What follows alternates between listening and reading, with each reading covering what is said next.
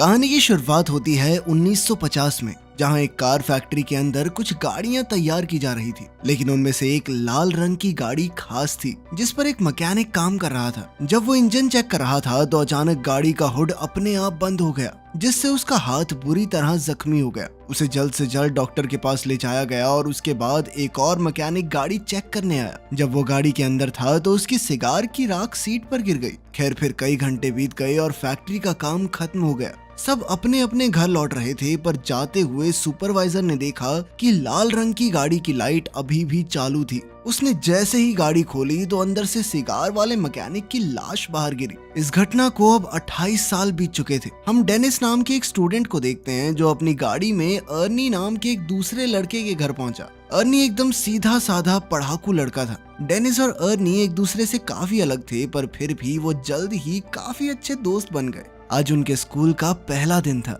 School पहुंचकर उन्होंने अपने लॉकर से नई किताबें निकाली। तभी उनकी नजर ली नाम की एक नई लड़की पर पड़ी, जिसकी खूबसूरती ने स्कूल के सभी लड़कों को दीवाना कर दिया था। बाद में जब डेनिस और अर्नी घर लौट रहे थे तो अर्नी को अचानक एक घर के बाहर एक गाड़ी दिखाई दी, तो उसने डेनिस को तुरंत रुकने को कहा। उन्होंने जब पास जाकर देखा तो वो एक लाल रंग की क्लासिक कार थी।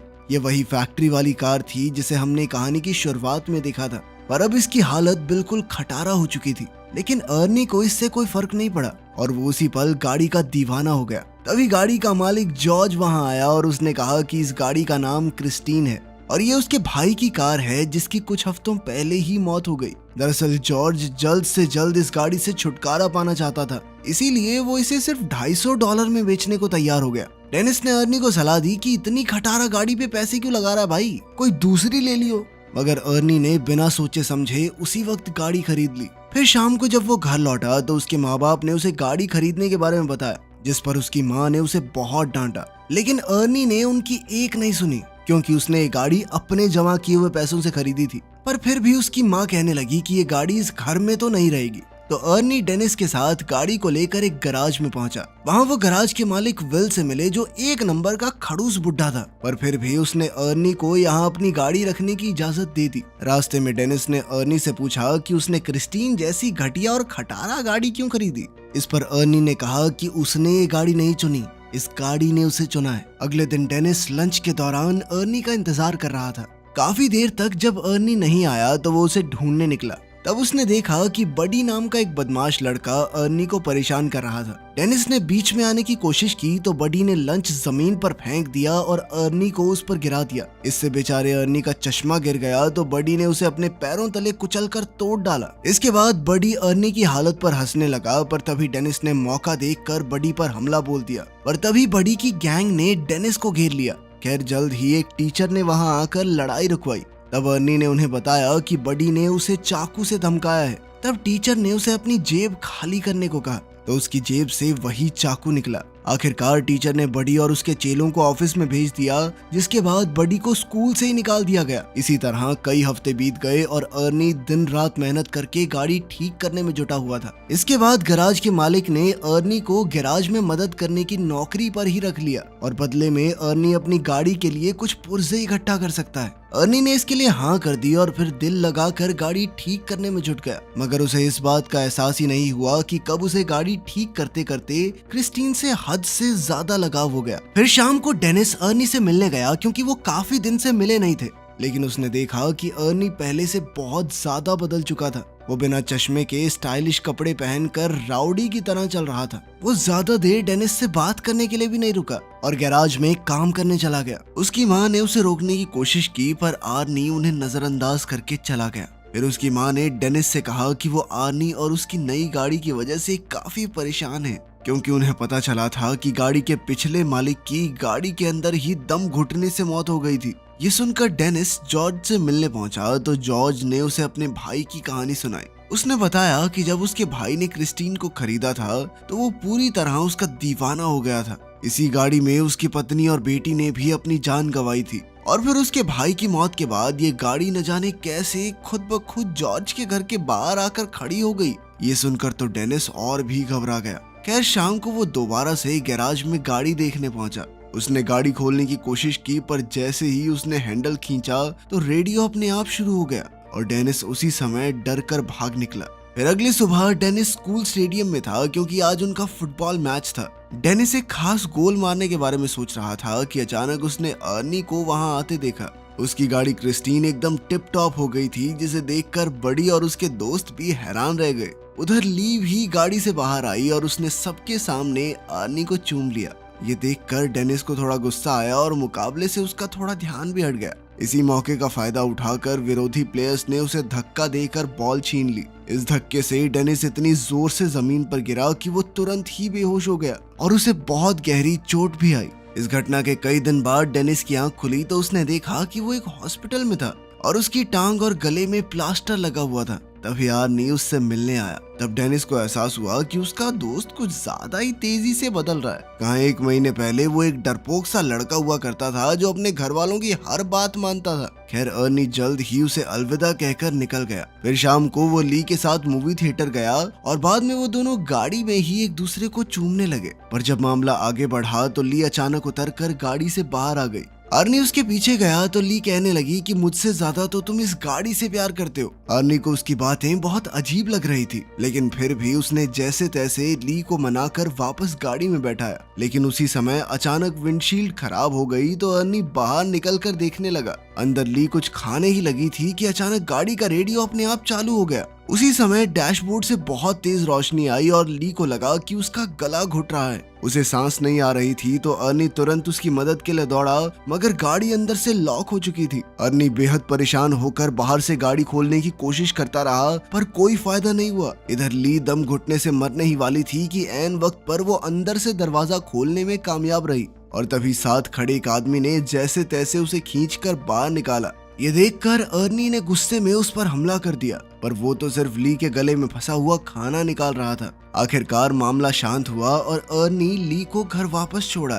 ली गाड़ी से निकलते ही घर में घुस गई और उसने कहा कि वो अर्नी से कोई बात नहीं करना चाहती। अर्नी ने उससे माफी मांगने की कोशिश की, पर ली के दिमाग में छप चुका था कि इस गाड़ी ने मुझे मारने की कोशिश की है। और तो और उसे लगता था कि क्रिस्टीन उससे जलती है, क्योंकि जब भी वो गाड़ी में इकट्ठे होते हैं तो कुछ न कुछ गड़बड़ हो जाती है। ये सब सुनकर अर्नी को लगा कि ली के दिमाग को धक्का लगा है, इसलिए उसने कहा कि वो कल बात करेंगे। फिर अर्नी वापस गाड़ी में बैठा, मगर गाड़ी चालू ही नहीं हो रही थी। तब उसने क्रिस्टीन से बात करते हुए कहा कि आज ली के साथ जो भी हुआ उससे कोई फर्क नहीं पड़ता, क्योंकि वो क्रिस्टीन से हमेशा उतना ही प्यार करता रहेगा। इसके बाद उसने चाबी घुमाई तो गाड़ी तुरंत ही चालू हो गई। अब वो सीधा गैराज पहुंचा और क्रिस्टीन को वहीं छोड़कर घर वापस चला गया। पर तभी उसके पीछे से बडी और उसके दोस्त गैराज में घुस गए। उन सबके पास तरह तरह के हथियार थे और देखते ही देखते उन्होंने पूरी गाड़ी तबाह कर दी। फिर अगले दिन अर्नी ने ली को जैसे तैसे मना ही लिया और फिर वो दोनों गैराज में आए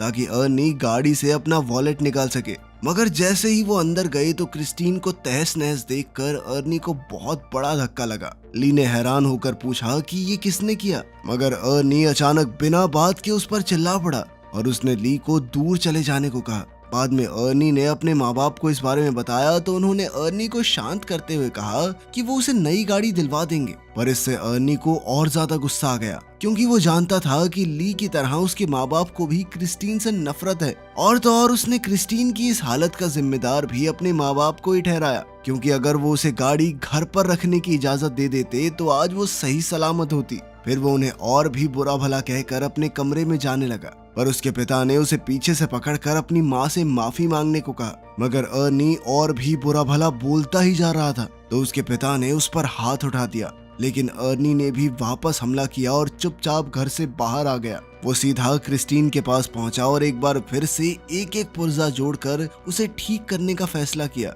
मगर उसने अब जो देखा उसके पैरों तले जमीन ही खिसक गई। उसने देखा कि मानो जादू से गाड़ी अपने आप ही ठीक हो रही थी। तब अर्नी ने खुश होकर गाड़ी से पूछा कि वो क्या क्या कर सकती है। अब गाड़ी ने कुछ ही पलों में खुद को ठीक करके पहले जैसा कर लिया। खैर फिर आधी रात को हम मूची नाम के एक लड़के को देखते हैं जो बडी का साथी गुंडा था। वो सड़क के बीचों बीच एक ट्रक को रोक कर उसे लूट रहा था। तभी अचानक उसे दूर से गाड़ी के इंजन की आवाज सुनाई दी। उसने थोड़ी पास जाकर देखा तो पता चला कि ये तो क्रिस्टीन थी, जो एकदम नई होकर उसके सामने आकर खड़ी हो गई थी। उसे लगा कि अर्नी गाड़ी में ही होगा, तो वो समझ गया कि अर्नी को पता चल गया है कि उसने ही बडी के साथ मिलकर क्रिस्टीन को तहस नहस किया था। अब वो अर्नी से माफी मांगने लगा, पर अचानक गाड़ी की हेडलाइट जली और वो तेजी से मूची की ओर बढ़ने लगी। मूची उसी पल अपनी जान बचाकर भागा और सड़क के साथ मौजूद गली में छुप गया। उसे लगा कि अब तो गाड़ी उसका पीछा छोड़ देगी, मगर जल्द ही क्रिस्टीन दोबारा से उसके पीछे पड़ गई।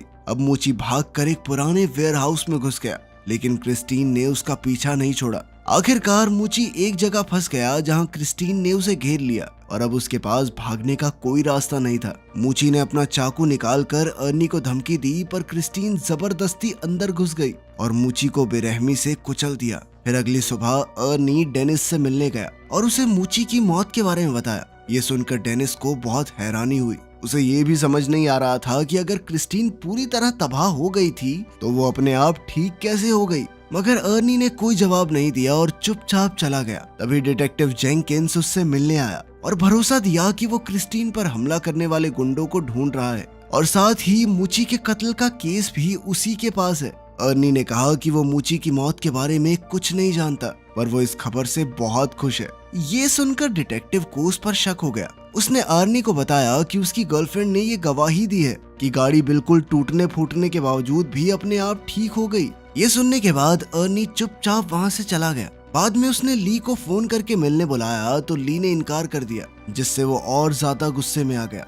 वहीं दूसरी ओर ली और उसका दोस्त डॉन शराब लेकर गाड़ी में जा रहे थे। रास्ते में एक दूसरी गाड़ी उनका पीछा करने लगी, तो बडी ने गाड़ी रोककर देखा कि आखिर इस गाड़ी में कौन है, पर हेडलाइट्स की वजह से उसे कुछ दिखाई नहीं दिया। फिर उसने अपनी गाड़ी रिवर्स की तो दूसरी गाड़ी भी वैसे ही रिवर्स होने लगी और तब ये खुलासा होता है कि वो गाड़ी कोई और नहीं बल्कि क्रिस्टीन ही थी। अब बडी ने गुस्से में आकर गाड़ी भगाई और सीधा एक गैस स्टेशन पर जाकर ही रुका, जहां उसका दोस्त रिची काम करता था। फिर उसने बाहर आकर एक लोहे का सरिया उठाया और अपना पीछा करने वाले आदमी को सबक सिखाने के लिए तैयार हो गया। लेकिन तभी क्रिस्टीन बहुत तेज रफ्तार में आई और सीधा बडी की गाड़ी से जा टकराई, जिससे उसकी गाड़ी का बहुत नुकसान हुआ।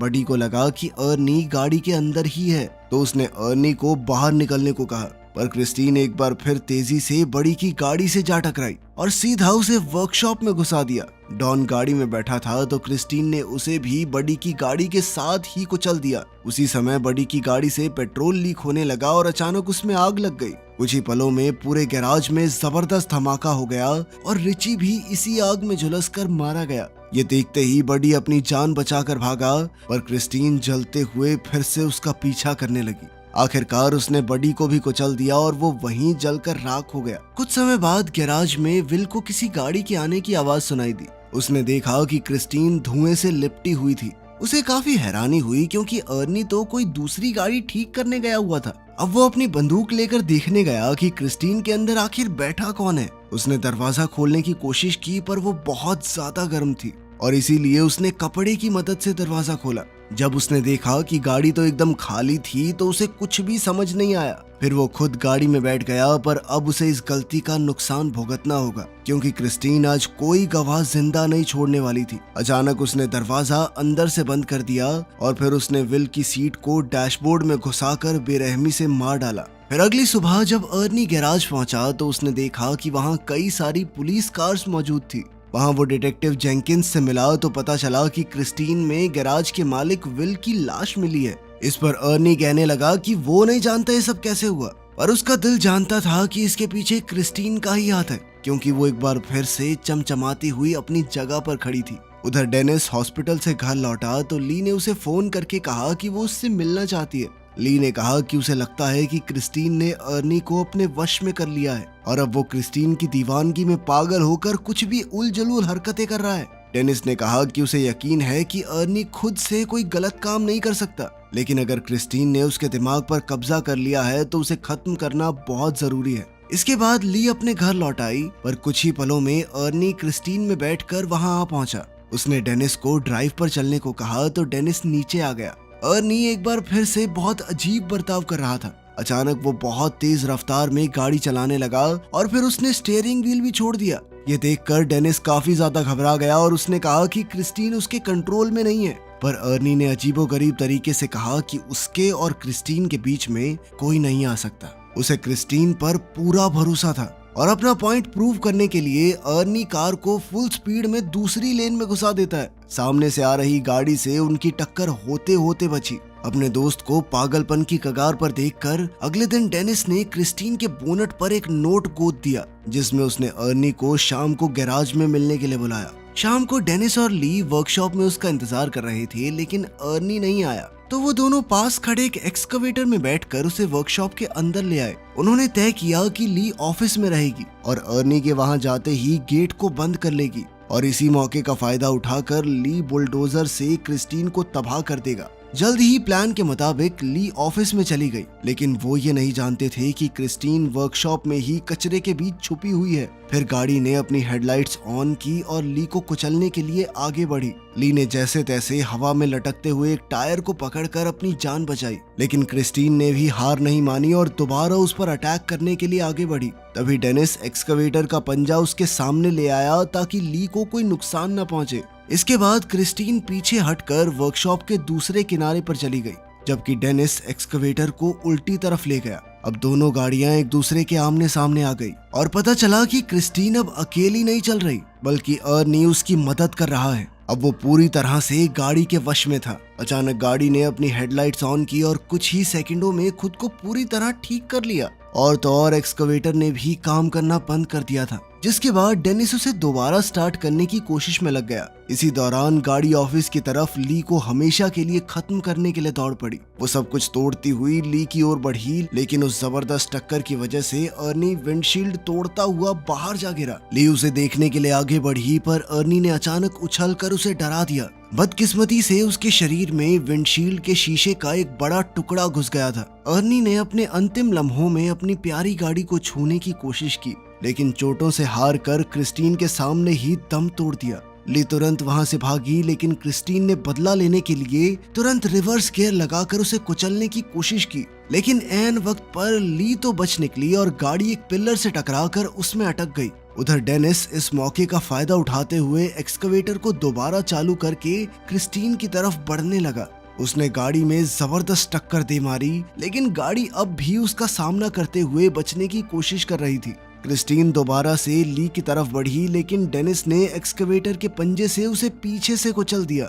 इस हमले से उस पागल गाड़ी की ताकत थोड़ी कम हो गई। ली जल्दी से एक्सकवेटर में डेनिस के पास पहुंची, लेकिन उधर क्रिस्टीन फिर से एक्टिवेट होकर खुद को ठीक करने में लग गई थी। और इस बुरी शक्ति को हमेशा के लिए खत्म करने के लिए डेनिस ने बुलडोजर स्टार्ट करके क्रिस्टीन को पूरी तरह कुचल दिया। वो अभी भी बचने की कोशिश कर रही थी, लेकिन इस बार वो पूरी तरह तबाह हो गई। उनकी ये लड़ाई आखिरकार खत्म हो गई और अगले दिन डेनिस और ली जंकयार्ड में डिटेक्टिव जेंकिंस से मिले। वहां उन्होंने देखा कि क्रिस्टीन पूरी तरह से कबाड़ में बदल चुकी थी। आखिर में तीनों वहां से चले गए, लेकिन तभी हमने देखा कि क्रिस्टीन का एक छोटा सा टुकड़ा अपने आप हिलने लगा था, जिससे पक्का हो गया कि वो शैतानी गाड़ी अभी भी जिंदा थी। आपकी ड्रीम कार कौन सी है? कमेंट्स में जरूर बताना। मिलते हैं अगली वीडियो में।